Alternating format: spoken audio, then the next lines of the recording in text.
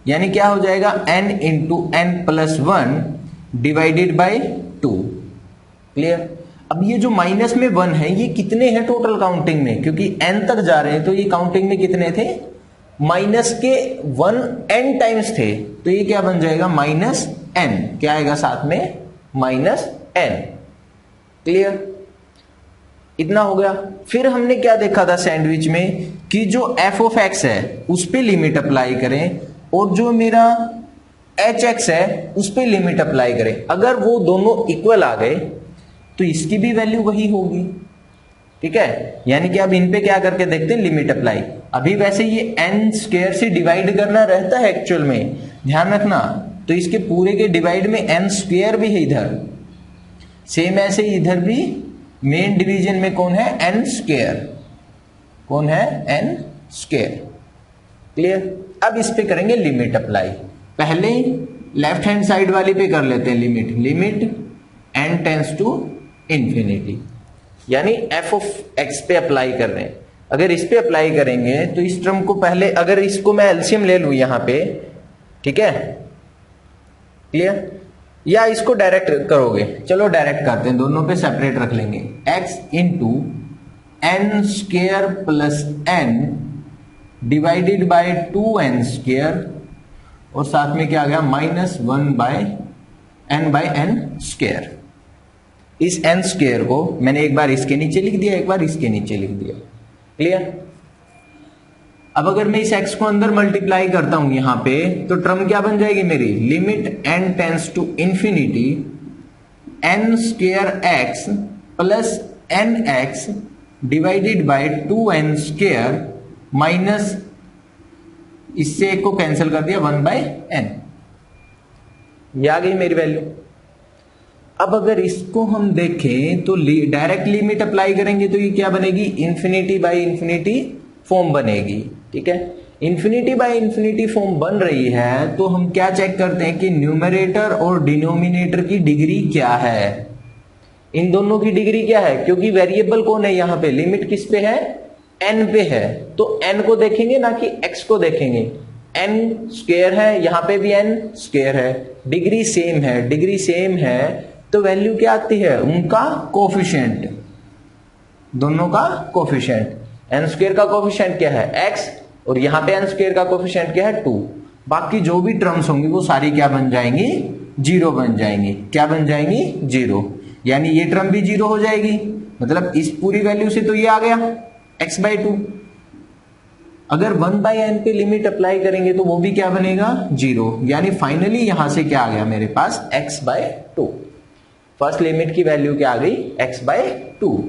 Clear, इसको मैं यहीं पे राइट कर देता हूं। अब फर्स्ट लिमिट की वैल्यू आ गई मेरी x बाय 2। क्लियर। सेम अगर इस पे अप्लाई करते हैं तब, यानी जो hx हमारा फंक्शन था हमारी सैंडविच के अकॉर्डिंग, उस पे अप्लाई करेंगे तो पहले इस n को अंदर मल्टीप्लाई किया, क्या बन गया, n स्क्वायर प्लस n, क्या बन गया, n स्क्वायर प्लस n, और उस पे फिर x को भी मल्टीप्लाई कर लेते तो क्या बनेगा, n square x plus n x divided by 2n square, 2n square. और इस टर्म को फिर से हम सोल्व कर चुके हैं, क्या जाएगा, डिग्री ऊपर नीचे सेम है, कोफिशिएंट राइट कर दो डायरेक्ट, हाईएस्ट पावर के क्या आ गया, x बाय 2। क्लियर, यानी इसकी भी वैल्यू क्या आ गई, x बाय 2, इसकी भी वैल्यू क्या आ गई, x बाय 2। तो ये तो कंफर्म हो गया कि इस लिमिट की वैल्यू भी क्या आएगी, x बाय 2 ही आएगी मेरी, क्या आ जाएगी, x बाय 2। ये थी हमारी सैंडविच थ्योरम, या ये कहें कि क्वेश्चन में इसको कैसे अप्लाई करते हैं वो। क्लियर, यानी जब इस टाइप का फंक्शन आ जाए जिसपे हम डायरेक्ट लिमिट नहीं अप्लाई कर सकते तो हम ये देखेंगे कि वो जो टर्म है वो किस किस फंक्शन के बीच में जा रही है। हमने पूरा देखा और फंक्शन निकाल लिए दो, कि एक ये फंक्शन आ गया, एक ये। अब अगर इनकी लिमिट इक्वल आ गई तो इसकी भी क्या आ जाएगी, वही लिमिट होगी। अगर इनकी इक्वल नहीं आई तो हमारे पास कोई ऐसा फंक्शन मिला ही नहीं, इसको हम कैलकुलेट ही नहीं कर पाएंगे। ठीक है, क्लियर। इसी के साथ हमारी सैंडविच थ्योरम खत्म।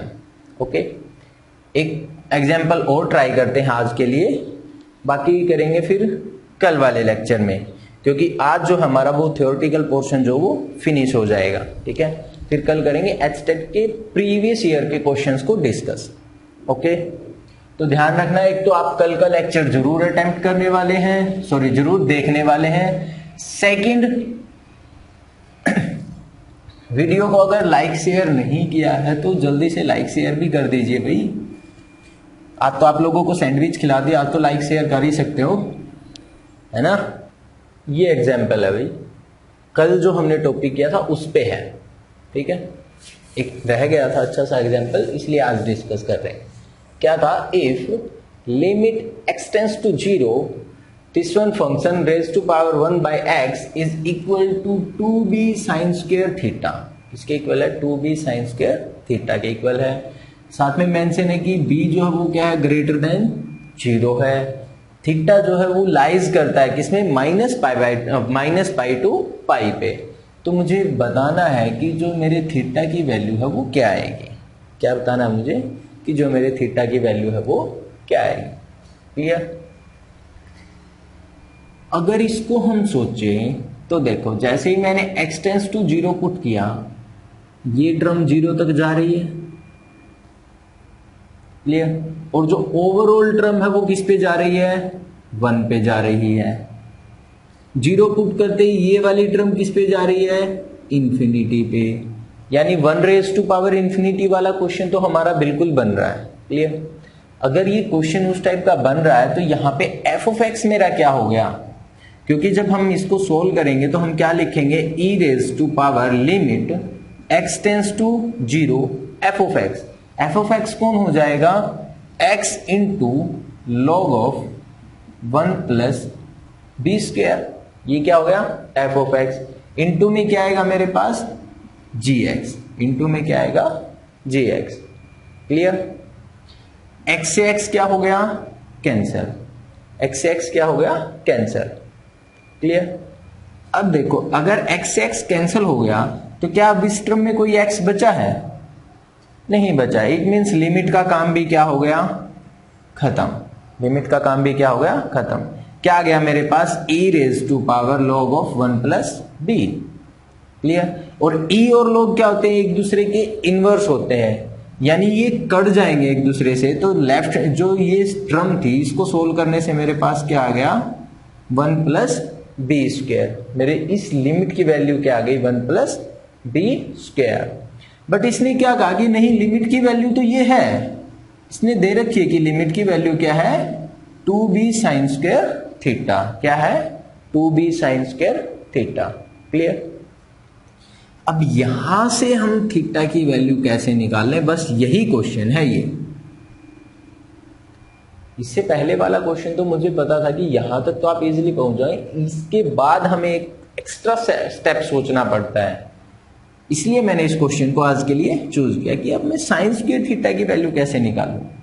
क्योंकि अगर b की वैल्यू कहता तो मैं यहां से क्वाड्रेटिक फॉर्मूला लगा देता। ठीक है। अब इसके लिए हम क्या कर सकते हैं, इस 2b को पहले इस साइड लेके आओ।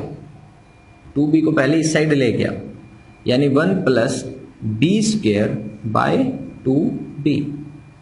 क्लियर। किसके इक्वल आ गया ये, साइन स्क्वायर थीटा के। अब थीटा अगर मुझे वैल्यू निकालना है तो कैसे भी करके ये b यहां से खत्म होना चाहिए। कैसे भी करके मुझे क्या करना है, इस b को खत्म करना है। ठीक है।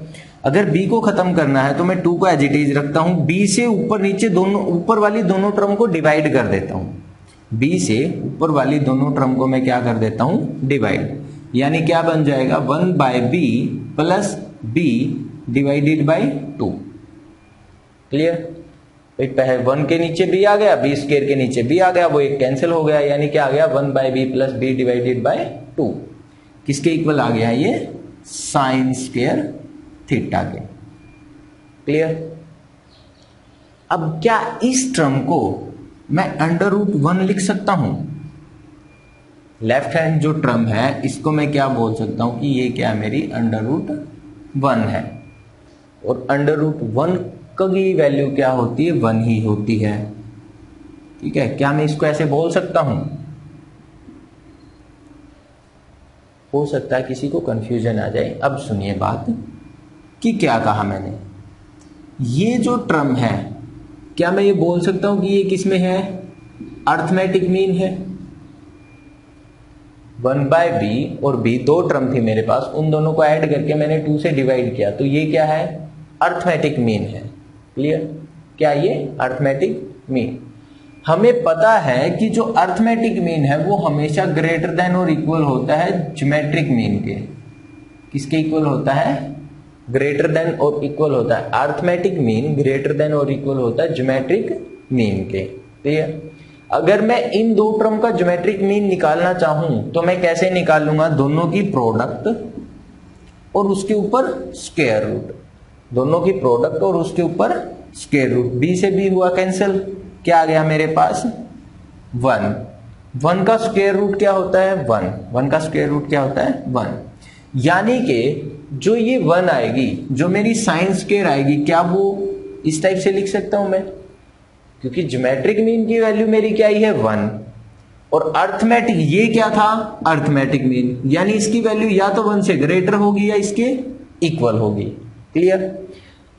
अब क्या साइन स्क्वायर थीटा की वैल्यू ग्रेटर देन 1 हो सकती है? वो तो पॉसिबल ही नहीं है। इसलिए मैं इसको क्या लिख सकता हूं कि ये क्या है? इक्वल है। क्या है ये? इक्वल है। ज्योमेट्रिक मीन हमेशा ग्रेटर देन इक्वल होता है, सॉरी अर्थमेटिक मीन हमेशा ग्रेटर देन इक्वल होता है किसके? ज्योमेट्रिक मीन के। तो ये अर्थमेटिक मीन था, मैंने इनकी प्रोडक्ट कर दी। प्रोडक्ट करते ही बी जो है वो खत्म हो गया, एक बेनिफिट। दूसरा, इसकी वैल्यू भी मुझे अच्छी सी मिल गई। मैंने क्या लिखा कि ये क्या है? 1 है। क्लियर? अब अगर ये 1 है, यानी साइन स्क्वायर थीटा की वैल्यू 1 कब आती है? या तो π/2 पे या -π/2 पे। साइन स्क्वायर थीटा की वैल्यू 1 कहां पर आती है? या तो π/2 पे या -π/2 पे। यानी this implies theta is equal to +-π/2। +-π/2। कौन सा ऑप्शन था हमारा? फोर्थ वाला ऑप्शन हमारा क्या था? बिल्कुल सही था। क्लियर? ये चीज ध्यान रखना कि हमें कई बार ऐसे भी सोचना पड़ सकता है। अब मैंने ये मेथड क्यों लगाया? मैंने क्यों लगाया कि b को b से कैंसिल करना पड़ेगा? क्योंकि अगर मैं ये देखूं तो ये सारी ऐसी वैल्यूज हैं जिनका हमें पता होता है। साइन थीटा के अंदर इन सभी वैल्यूज का हमें पता होता है। उनमें तो कोई b नाम की टर्म नहीं आनी चाहिए, क्योंकि b का तो हमें पता ही नहीं है।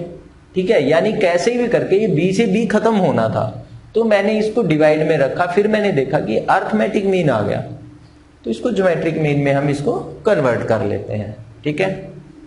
क्लियर हुआ अब ये? चलिए, इसी के साथ एक बिल्कुल छोटा सा टॉपिक रह गया है। ठीक है? एक बार वो और सुन लीजिए बस।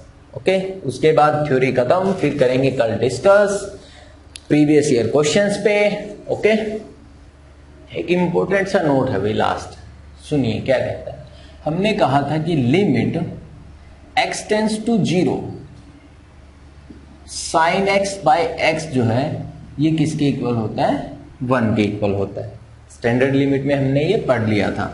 सेम ऐसे ही हमने कहा था कि limit x tends to 0 tangent x/x जो है वो भी किसके इक्वल होता है? 1 के इक्वल होता है। किसके इक्वल होता है? 1 के इक्वल होता है। क्लियर? बट अगर मैं एक्चुअल में बात करूं, अगर मैं किस में बात करता हूं? बिल्कुल एक्चुअल में, तो ये जो वैल्यू होती है ये 1 से थोड़ी सी लेस होती है, और टेंजेंट वाली वैल्यू 1 से क्या होती है? थोड़ी सी ग्रेटर होती है। टेंजेंट वाली वैल्यू क्या होती है? 1 से थोड़ी सी ग्रेटर होती है। इसको ध्यान रखना भाई टैट वाले। ठीक है? क्योंकि अगर बाय चांस उसने क्वेश्चन में कुछ ऐसे डालकर दे दिया, से limit x tends to 0 sine x/x greatest integer function of sine x/x, और इसकी वैल्यू आपसे पूछ ली, तो आप ये कहेंगे कि लिमिट को अंदर लेकर गए और वैल्यू क्या आ गई? मेरी 1 आ गई। ध्यान रखना भाई, ये वैल्यू 1 से थोड़ी सी कम होती है, और 1 से थोड़ी सी कम होगी तो जब मैं इसका ग्रेटेस्ट इंटीजर फंक्शन लूंगा इसकी वैल्यू 0 आएगी। क्या आ जाएगी? इसकी वैल्यू 0। जब टेंजेंट पे अप्लाई करेंगे तो इसकी वैल्यू क्या आ जाएगी? अगर हमने ये वैल्यू निकाली तो ये किसके इक्वल हो जाएगी? फिर 1 के इक्वल होगी। क्लियर? बस एक यही बचा था जो आपको बताना रहता था। इसी के साथ हमारी लिमिट खत्म। कल करेंगे इससे रिलेटेड प्रीवियस ईयर के क्वेश्चंस। ओके, आज के लिए इतना ही। वीडियो अच्छी लगी हो तो लाइक शेयर करना मत भूलना, चैनल को सब्सक्राइब कर देना और अपने रिलेटिव से भी करवाइए भाई, फ्रेंड से, रिलेटिव से, फ्रेंड सर्कल में शेयर कीजिए लिंक को। ठीक है, ओके, बाय।